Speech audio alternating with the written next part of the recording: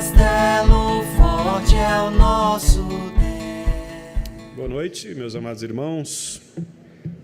Que a graça do Senhor seja sobre todos. Nós vamos, meus irmãos, abrir a palavra de Deus em Mateus, capítulo 5, versículo 7, para darmos continuidade às exposições que estamos fazendo nas chamadas bem-aventuranças. Mateus, capítulo 5, o verso 7, nós veremos nesta noite a misericórdia como reflexo do caráter de Deus em nossas vidas. Mateus, capítulo 5, versículo 7. Convido os irmãos para lermos juntos este texto da palavra do Senhor. Leiamos. Bem-aventurados os misericordiosos, porque alcançarão misericórdia. Mais uma vez, meus irmãos. Bem-aventurados os misericordiosos, porque alcançarão misericórdia. Amém. Vamos orar. Senhor nosso Deus, nós estamos diante do Senhor mais uma vez e desejamos, ó Pai, que o Senhor nos ensine, falando aos nossos corações por meio da Tua palavra, limpando, ó Deus, a nossa consciência, limpando, ó Pai, os nossos ouvidos moucos, surdos, e fazendo com que a Tua palavra possa produzir em nossos corações um desejo profundo por sermos conforme a palavra do Senhor nos ordena. Que o Senhor, ó Deus, possa me ajudar neste momento para que eu possa comunicar aos meus irmãos com clareza a Tua palavra, bem como também, ó Pai, nos ajudar, a mim e a meus irmãos, a guardarmos a Tua palavra em nossos corações, para que por meio, ó Deus, deste texto tão precioso, sejamos cada vez mais impactados por esta maravilhosa graça do Senhor, que opera em nós por meio de Tua misericórdia, para nos fazer, como acabamos de ler aqui no Catecismo, ó Pai, humilhados com relação ao nosso pecado, cientes, ó Deus, da nossa natureza, e ao mesmo tempo, ó Pai, desejosos como crianças que ardentemente desejam o leite materno, que também nós sejamos desejosos de Tua palavra e de vivermos, ó Pai, conforme o desejo do Senhor, conforme a ordem do Senhor, para cada um de nós, bem como também para a Tua igreja, como Teu povo, como Tua família. Ajuda-nos, ó Deus, nesta noite, é o que Te pedimos em nome de Jesus. Amém. Meus irmãos, as misericórdias do Senhor se renovam cada manhã sobre as nossas vidas, como acabamos de cantar, bem como também, como lemos na Sagrada Escritura, o profeta Jeremias dizendo que se não fossem as misericórdias do Senhor sobre nós, nós estaríamos de fato consumidos por causa dos nossos pecados. E são os nossos pecados que criam separação entre nós e nosso Deus, bem como também separação entre irmãos. São os nossos pecados que quebram os relacionamentos, são os nossos pecados que nos tornam duros de coração, são os nossos pecados que não abrem espaço para que reconheçamos os nossos próprios defeitos, mas sejamos rápidos para criticarmos os outros. São os nossos pecados que nos fazem obstáculos ou criam obstáculos entre nós e a palavra de Deus, para que possamos ver com clareza aquilo que Deus requer de nós como seu povo, tanto quanto crentes individuais, mas também como igreja. E não fosse a misericórdia do Senhor, como diz o salmista no Salmo 124, não fosse a misericórdia do Senhor, nós teríamos já sido consumidos, engolidos vivos pelos nossos inimigos, pelos nossos adversários. Não fosse a misericórdia do Senhor, nós estaríamos mortos mesmo no inferno. Nós não teríamos condições de nos salvar a nós mesmos, porque não há como o homem salvar a si mesmo sem que Deus possa buscá-lo em sua misericórdia. E Jesus, então, ao falar aos seus discípulos, às multidões que estavam ali perto do monte, Jesus agora foca ou volta a sua atenção para os relacionamentos humanos. Observe, e vamos nos lembrar, especialmente para aqueles que não estavam aqui ou que não acompanharam esta sequência de mensagens, vamos nos lembrar que os 4 primeiros aspectos que Jesus aponta nestas bem-aventuranças tem a ver com aspectos que nos relacionam diretamente com Ele. Primeiramente, ele diz: bem-aventurados os humildes ou pobres de espírito, ou seja, aqueles que reconhecem a sua depravação total, a sua carência, e por isso eles precisam de alguém para lhes preencher ou lhes enriquecer. Depois ele diz: bem-aventurados aqueles que lamentam os seus pecados, que não vivem por aí achando graça nos seus pecados, mas pelo contrário, lamentam profundamente os seus pecados, porque sabem que são estes pecados que os separam de Deus. Em terceiro lugar, ele diz: bem-aventurados aqueles que são ensináveis, aqueles que abrem seus ouvidos para ouvir a palavra, para aprenderem do Senhor, não são arrogantes, não são soberbos, não são autossuficientes, mas são humildes, mansos, ensináveis. E em quarto lugar, bem-aventurados aqueles que têm fome e sede, aqueles que desejam ardentemente a presença do Senhor. Humildes, choram, mansos e aqueles que têm fome de Deus. Estas quatro primeiras características são como se fossem mesmo os quatro primeiros mandamentos da lei. Aqueles que têm Deus como seu único Senhor, não terás outros deuses diante de mim. Aqueles que não fazem imagens de escultura, porque sabem que este Deus a quem eles adoram é um Deus que independe de manifestações físicas ou de presenças físicas criadas pelos homens. Um Deus que nos ama de tal maneira e deve ser honrado por nós de tal maneira que nós não devemos desonrar o seu nome com as nossas ações. E um Deus que finalmente requer de nós que nos lembremos do seu dia para que possamos adorá-lo. As quatro primeiras bem-aventuranças têm a ver com este relacionamento com este Deus, que é santíssimo, que é grandioso. Um Deus cujo ser ou perfeições não podem ser igualados a qualquer nenhum outro Deus. E por isso mesmo nós devemos, irmãos, nos colocar como pessoas que choram pelos seus pecados, que lamentam o seu afastamento de Deus, que lamentam quando Deus, por algum motivo de castigo, de disciplina, se afasta de nós, nos deixa muitas vezes isolados.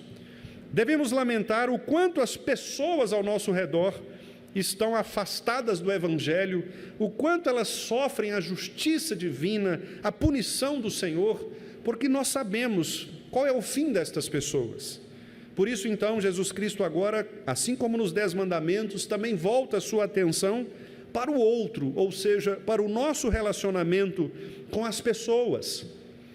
Jesus agora quer nos mostrar que, se nós cremos de fato neste Deus, que revela nossa podridão de espírito, que revela o nosso pecado, fazendo-nos chorar por eles e nos arrepender, que nos torna aptos para ouvir pelo seu Espírito, mansos, ensináveis, que nos dá a verdadeira fome espiritual. Ele agora quer que nós também olhemos para o nosso próximo com corações de misericórdia, ou em outras palavras, Ele quer que nós sejamos para com os outros, assim como Ele tem sido para conosco. Ele quer que nós possamos conceder misericórdia ao outro, assim como Ele concede misericórdia a nós. Portanto, Jesus nos ensina acerca da compaixão, que é sentir o mesmo sentimento do outro. Jesus nos ensina o exercício prático da graça, ou a percepção da própria necessidade de misericórdia que nós e as pessoas ao nosso redor têm. Meus irmãos, curiosamente, reparem que o texto faz aqui um trocadilho interessante, porque enquanto nas primeiras 4 bem-aventuranças a recompensa é quase sempre algo que está para além de nós, por exemplo, os humildes de espírito ou os pobres espirituais, aqueles que reconhecem a sua miséria, o que eles vão alcançar? Eles vão alcançar algo que está fora deles, ou seja, o reino dos céus. Aqueles que choram pelos seus pecados também receberão algo que está fora deles, para eles, ou seja, eles serão consolados. Aqueles que são mansos, ensináveis, eles vão caminhar para a herança de uma terra prometida. E aqueles que têm fome e sede de justiça, eles agora receberão de fora a fartura para as suas almas. Mas observem que no versículo 7, quando o nosso Senhor Jesus, bem-aventurados os misericordiosos, ele menciona que a recompensa é o alcance da própria misericórdia. Ou seja, é como se fossem duas coisas semelhantes. Em outras palavras, é como se ele dissesse: olha, dê ao outro este presente e você receberá de volta este mesmo presente.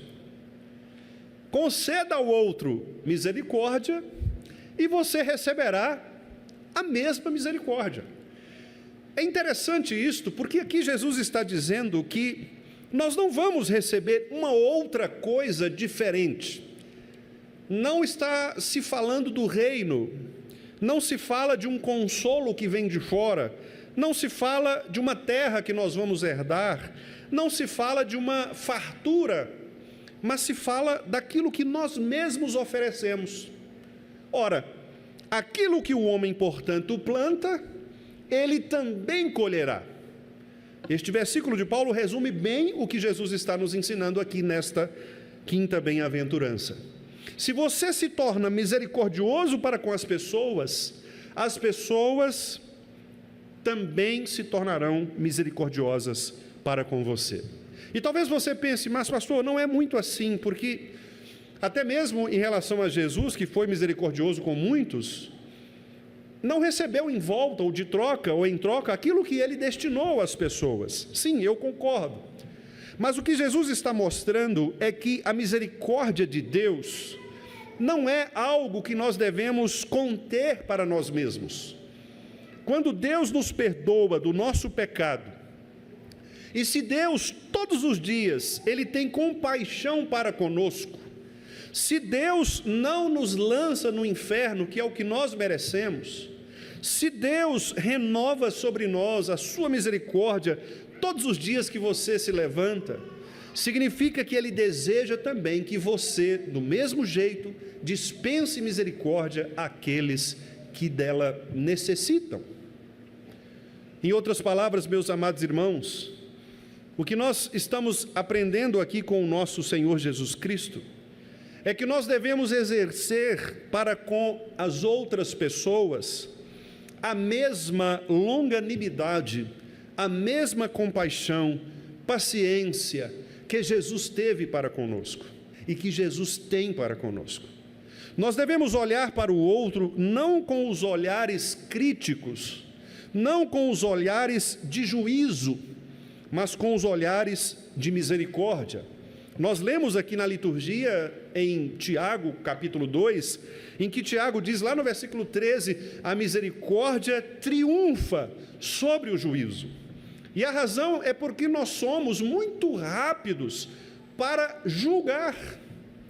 Nós somos muito ardentes pelo juízo em relação ao outro. A maneira como nós criticamos as pessoas, o modo como nós nos dirigimos às pessoas, é muito mais crítico, destruidor, do que misericordioso. Nós temos muitas dificuldades de aceitar o pecado alheio, mas temos muito amor próprio para acobertar os nossos próprios pecados. Nós somos muito mais afeitos àqueles pecados que dizem respeito a nós e aos nossos amigos, aqueles que estão próximos, do que em relação aos pecados das pessoas de quem, por exemplo, nós não gostamos, ou de quem nós não temos tanto afeto. E por isso, o Senhor Jesus Cristo está dizendo: olha, vocês vão lidar com pessoas difíceis. Vocês agora, para serem cristãos, entrarão num mundo de perseguições, num mundo em que vocês enfrentarão muitos obstáculos contra o cristianismo, contra mim. Não é à toa que lá na última bem-aventurança, com a graça de Deus, chegaremos lá, Jesus diz: olha, vocês vão ser perseguidos por minha causa. O cristianismo, irmãos, nos leva, nas palavras do apóstolo Paulo, para o matadouro, como aquelas ovelhas que vão diretamente todos os dias, porque nós somos levados todos os dias a este campo de batalha em que as pessoas estão contra o Senhor Jesus Cristo.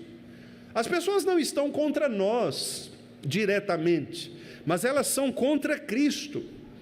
Basta você olhar os programas de cursos universitários, por exemplo, de ciências da religião. Você vai ver, e pode abrir depois na sua internet, pesquise os conteúdos programáticos de cursos universitários em ciências da religião. Vocês verão que há espaço para todo tipo de religião, mas não há espaço para o cristianismo.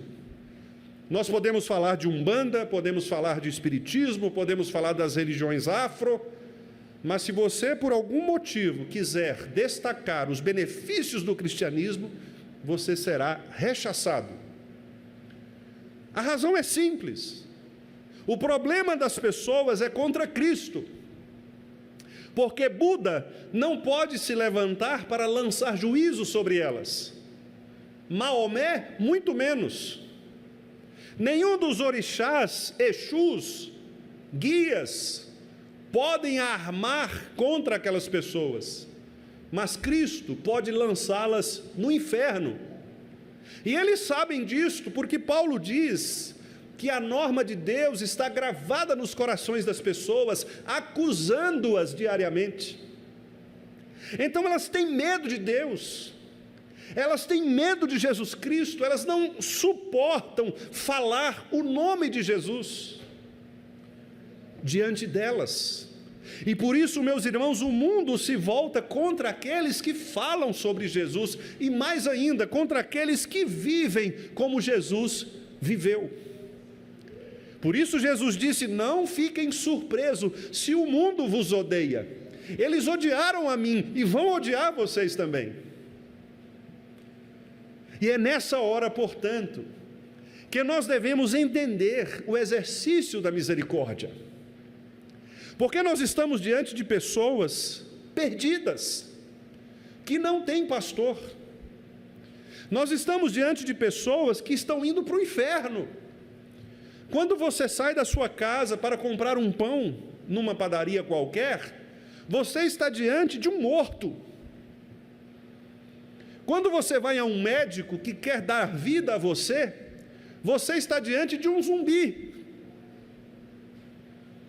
Quando você vai a uma loja comprar um equipamento, você está diante de um cadáver. Nós estamos vendo estas pessoas indo para o inferno. Poucos dias lhes restam. E é por isso que Jesus está dizendo: tenham misericórdia, que os corações de vocês possam arder por causa desta condição deplorável da alma humana. Meus irmãos, hoje as pessoas choram quando seus cãezinhos morrem. As pessoas choram quando seus gatinhos são envenenados. Mas as pessoas não choram quando veem os seus vizinhos indo para o inferno. E a razão é simples. Nós nos apegamos tanto a este mundo, que nós nos esquecemos da realidade espiritual em que vivemos.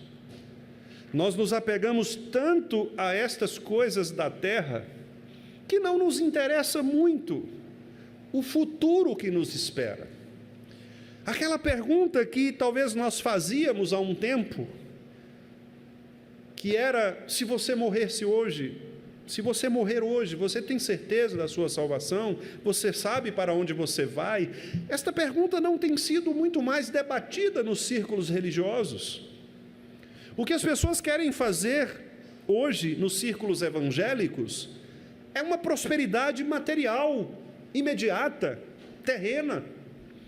A felicidade que as pessoas querem é uma felicidade de agora, de terem bons empregos, de terem bons casamentos, de terem bons filhos. E veja, nada disso é pecaminoso em si. Deus nos dá sim destas bênçãos, Deus nos dá prosperidades em todas as áreas. O problema é quando nós colocamos o nosso coração, a nossa adoração, nós fazemos destas coisas nossos ídolos. O problema é quando nós achamos que uma boa saúde, uma boa família, uma boa conta bancária, estas coisas promovem para nós a solução para os nossos problemas, e nós começamos a correr atrás destas coisas como se elas fossem a razão da nossa esperança, a razão da nossa vida. E nós estamos vendo pessoas ao nosso redor fazendo isto todos os dias. Pessoas que se levantam cedo pela manhã para trabalharem, adquirirem riquezas, produzirem riquezas para suas famílias. E repito, isto não é pecado em si, mas se torna um pecado quando isto passa a ser um ídolo do coração. Quando estas pessoas se esquecem de que todas estas coisas, como disse Lutero no seu hino, quando se perde família, bens, prazer, quando tudo se acaba, o que vai restar para estas pessoas? Jesus interpelando aquele jovem, aquele rapaz, aquele senhor ali, aquele mestre, né? Que relativamente jovem, Jesus disse: o que você vai fazer quando morrer? E se esta noite a morte chegar para você, bater a sua porta, o que você vai apresentar? Jesus chega a dizer, ou chega a chamar este rapaz de louco. Esta noite vão te pedir tua alma, o que você tem para oferecer? Talvez ele dissesse: eu tenho um currículo eclesiástico, eu sou pastor há 30 anos, eu sou presbítero, eu sou cantor, eu sou sonoplasta, eu sou diácono, eu sou isso ou aquilo. Talvez ele tivesse um currículo, já fui presidente de todas as federações, já fui representante ao Supremo Concílio. Poderia ter um currículo extenso, eclesiástico. Sou membro de uma igreja reformada, sou calvinista, né?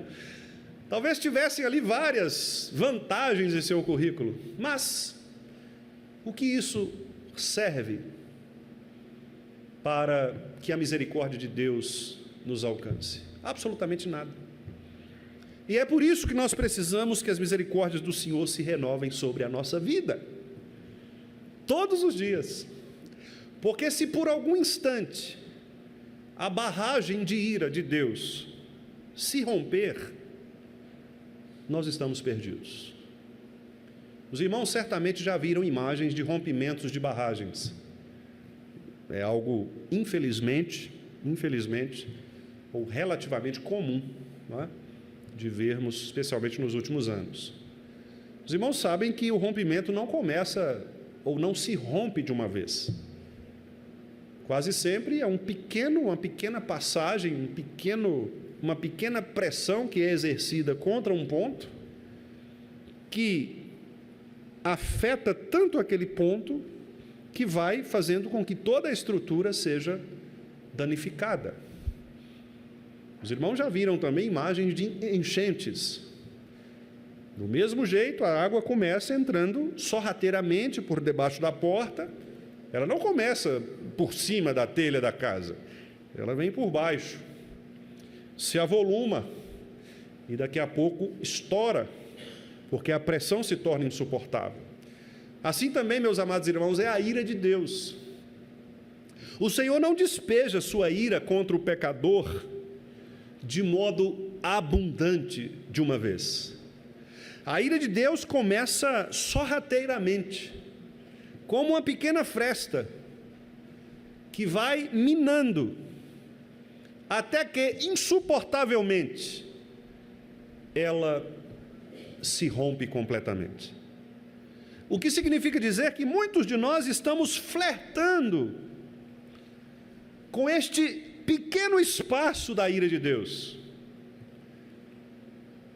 Deus está de fato nos dando tempo para nos arrepender, mas muitas vezes nós brincamos.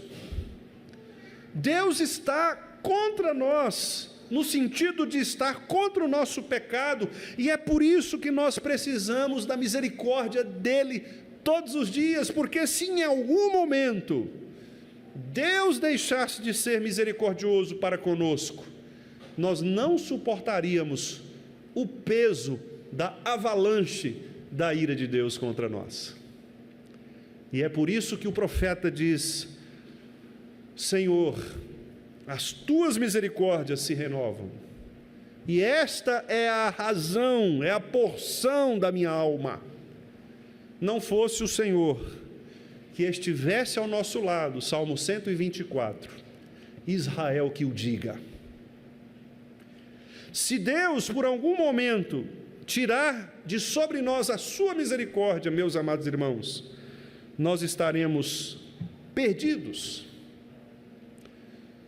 E é deste mesmo modo que Deus quer que nós olhemos para as pessoas ao nosso redor. Elas estão morrendo, elas estão indo para o inferno, e nós estamos preocupados em criticar, talvez até nós mesmos. Estamos preocupados em olhar o pecado do outro e apontar o dedo contra o outro, quando nós mesmos, quando olhando para o espelho da lei, nos vemos absolutamente repreensíveis. E é por isso que o primeiro mandamento que está aqui nesta bem-aventurança é: compreenda a pobreza espiritual de sua alma. Se você não reconhecer que você é miserável, pobre, cego e nu, se você não reconhecer que você depende da misericórdia e da compaixão de Deus, você nunca se abrirá para receber os benefícios que Deus tem para você. Você nunca estará pronto para compartilhar das misericórdias do Senhor para com as pessoas. O pastor Thomas Watson, que eu inclusive citei para os irmãos lá no nosso grupo, comentando sobre esta bem-aventurança, ele disse assim: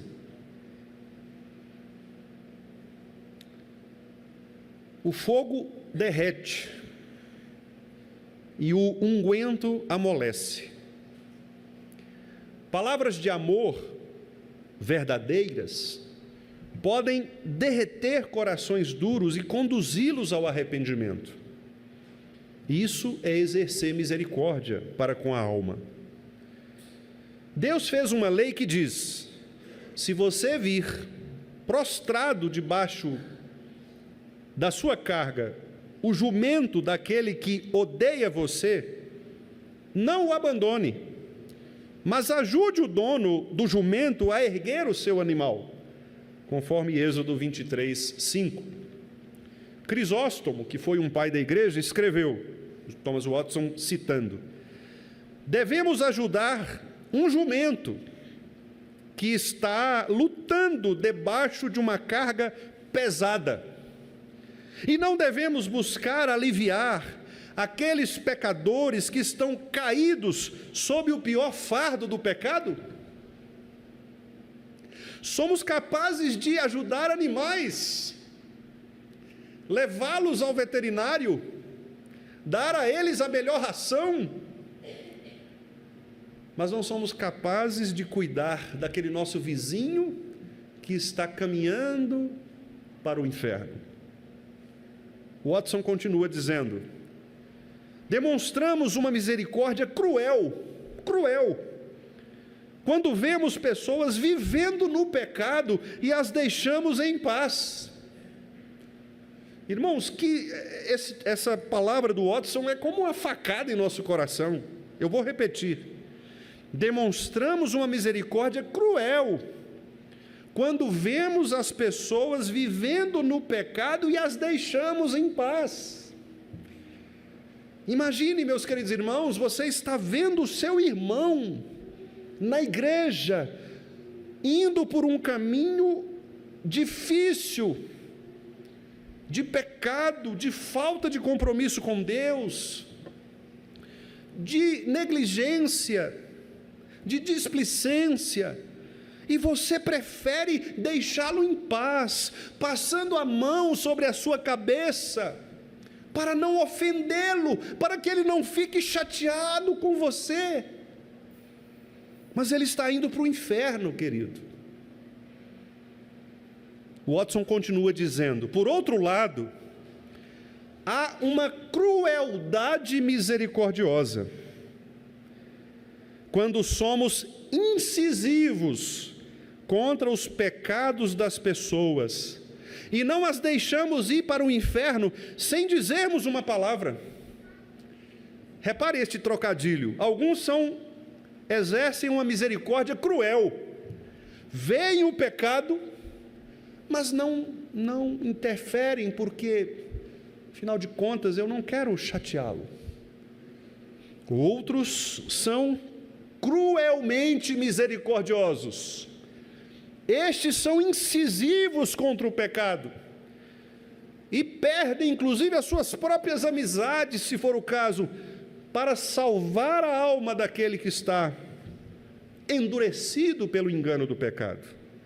E então Watson cita Levítico 19:17, em que a lei, inspirada pelo Senhor, disse assim: não guarde ódio no coração contra o seu próximo, mas repreenda-o, e não incorra em pecado por causa dele. Jesus disse lá que se o teu irmão pecar contra ti, vá até ele e repreenda-o. Se o teu irmão está pecando contra você, contra a igreja, contra o povo do Senhor, repreenda-o. Watson continua dizendo: o sentimentalismo tolo, que é esta sociedade terapêutica, psicologizada, chata, nojenta, não é melhor do que a crueldade. Por isso o apóstolo Paulo deu o seguinte mandamento a Tito: repreenda-os severamente, ou seja, de maneira cortante. Tito 1:13. E aqui está o texto que eu postei para os irmãos. O cirurgião corta e perfura a carne, mas faz isso para curá-la. Ele faz feridas curativas. Assim, ao fazermos uma repreensão cortante, ao perfurarmos a consciência das pessoas e deixarmos sair o sangue do pecado, nós realizamos uma cirurgia espiritual. Isso é mostrar misericórdia, diz Watson. Mais um pouco deste puritano.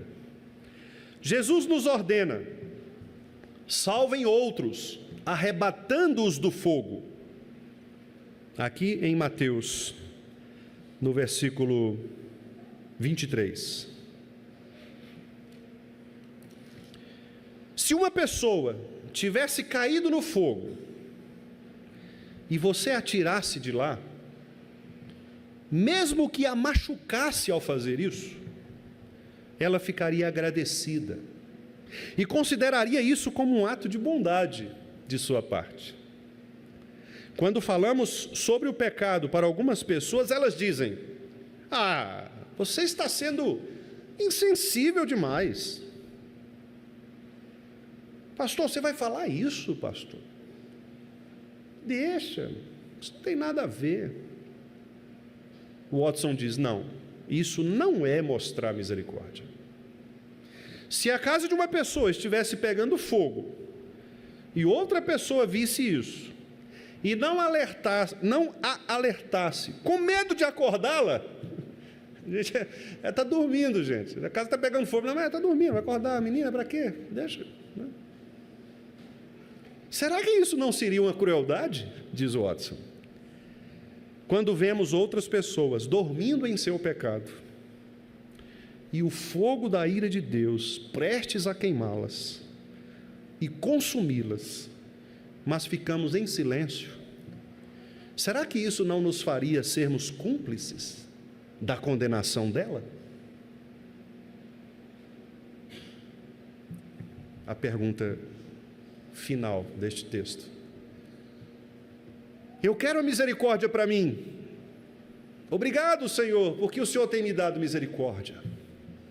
Mas eu não quero que a misericórdia alcance o outro. Então, eu não vou apontar os pecados dele, eu não vou ajudá-lo na luta contra o pecado. A nossa igreja não vai ser uma igreja que disciplina pessoas, o nosso conselho vai ser um conselho leviano, que passa a mão sobre a cabeça das pessoas. Afinal de contas, nós podemos machucá-las. Isso não é pecado, isso é um transtorno, gente. Sabe? Não, isso não é pecado, isso é trauma de infância. Ora, bolas, é pecado. Se a palavra de Deus diz que é pecado, é pecado. E não existe Freud, Lacan, quem quer que seja, que diga o contrário. Ele é irado, pastor, porque lá na infância ele foi abusado pelo pai. Não, ele é irado porque ele é depravado espiritualmente. O pecado tomou conta do seu coração e ele não recebeu Jesus como seu Senhor para libertá-lo desta miséria. Por isso ele é irado. Quando Cristo o alcançar, ele não só perdoará o seu pai, como dará bom testemunho da verdade, pregando às pessoas o evangelho da graça, que liberta todos aqueles que sofreram traumas no passado. Mas nós estamos terapeuticamente deixando as pessoas irem para o inferno. Precisa ler a Bíblia, vá para o psicólogo. Ele vai resolver seu problema. Eu até te indico um. O que ele vai fazer com você? Te mandar para o inferno feliz. Só isso.